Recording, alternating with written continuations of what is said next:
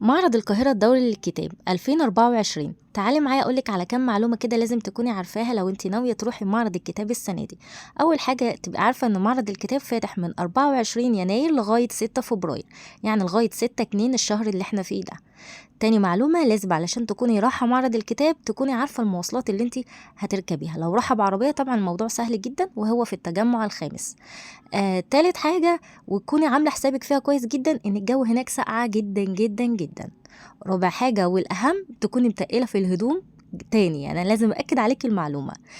في أتوبيسات بتودي معرض الكتاب من كذا حتة، ودولت هكون جايبه لكم سكرين دلوقتي ليهم بالمواعيد بكل حاجة، علشان الناس اللي مش معاها مش متاح ليها عربية. برضو مسهلين جدا في حوار الأتوبيسات دي ان انت تروحي الموقف. أتوبيس بياخدك من الموقف اللي انت هتروحيه سواء العتبة أو العباسية أو أي حاجة، هتلاقي أتوبيس هناك بيروح معرض الكتاب وليهم مواعيد معينة.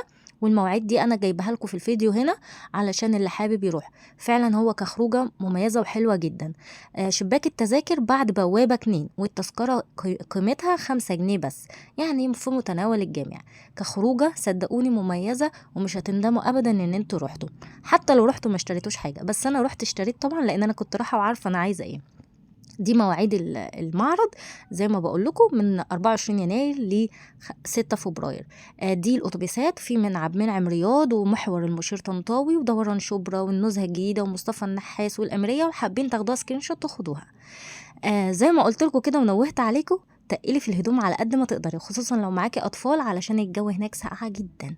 ولو عايزه تروحي لازم تروحي بدري، يا ريت تروحي على الساعه 9 يكون لسه الشمس طالعه ومفيش اي ساقعه.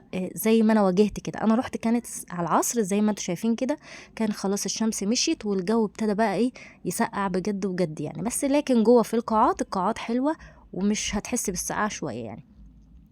قاعة 5 هي اللي مخصصة للأطفال، فيها كل حاجة تتخيليها للأطفال، قصص ألعاب ذكاء، تنمية ذكاء، البابلز والحاجات دي، البازل ولا ايه، تركيبات المكعبات، كل حاجة للتنمية بتاعة الأطفال هتلاقيها في قاعة 5. ودي كانت أول قاعة احنا دخلناها، هي القاعة دي. طبعا أنا كان لسه ناقصني شوية كتب خارجية كده لبنتي، فقلت خلاص فرصة. وكمان في كتب المعاصر والامتحان، الخصومات فيهم زي المكاتب اللي بره، لكن يعني انا قلت بالمره يعني.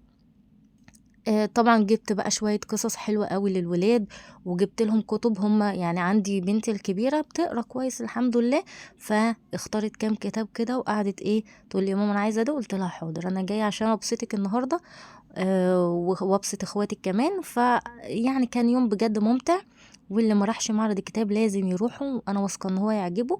لكن اعملوا احتياطاتكم في اللي انا قلت عليه. رايحين بالعربيه هتلاقوا طبعا شغلوا GPS والمشوار سهل جدا.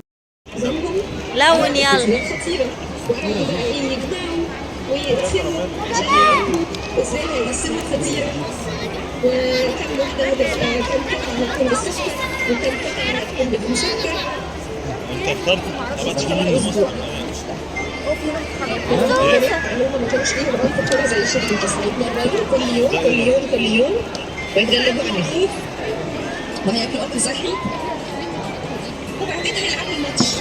مش مهم مين اللي كسب، بس المهم ايه؟ المهم ان هم يلعبوا كلهم سوا، وده اللي احنا هنعرفه من كابتن زويل من حلم اطفال العالم المستقبل. الكتاب ده بيتتبع رحله احمد زويل وابتدى بتاعت ارض زي وزي ما شفتوا كده هم مهتمين قوي بالجزء بتاع الأطفال، ويعني أنا اتبسطت فعلا وحسيت إن الولاد انبسطوا. في قصص حلوة جدا، وفي كتب تلوين، وفي حاجات كتير عليها عروض. لكن بلس كده برضو الأسعار الكتب فعلا كانت غالية، يعني أقل كتاب كان ب80 جنيه، ده أقل كتاب. وفي كتب أقل وفي كتب أغلى يعني كده في الرينج ده. طبعا في كتب شدتني شوية فدي مهمنيش سعرها واشتريتها. يعني انا كنت حابة ان انا اجيب كتب جديدة ان انا اقرا فيها، عندي كتب قديمة لكن في كتاب جداد فعلا محتاجين اللي يكتشفهم ومحتاجين اللي يدعمهم.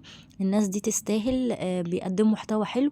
مش لازم علشان تشوفي الكتاب تشوفي مين اللي كاتب الرواية او الكتاب علشان تشتريه، لأ. شجعوا الناس الصغيرة يا جماعة، الناس الصغيرة دي محتاجة انها تشوف النور، محتاجة انها تلاقي اللي يدعمها، محتاجة انها تكبر. الكبار دول ما كبروش من يوم وليلة، ما هو في يوم من الأيام كانوا صغيرين، وكان يوم جميل وإحنا استمتعنا الحمد لله بيه، وده كان خلاص بقى وإحنا ماشيين.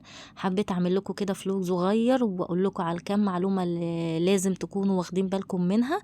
إن شاء الله اللي يروح يستمتع بيه.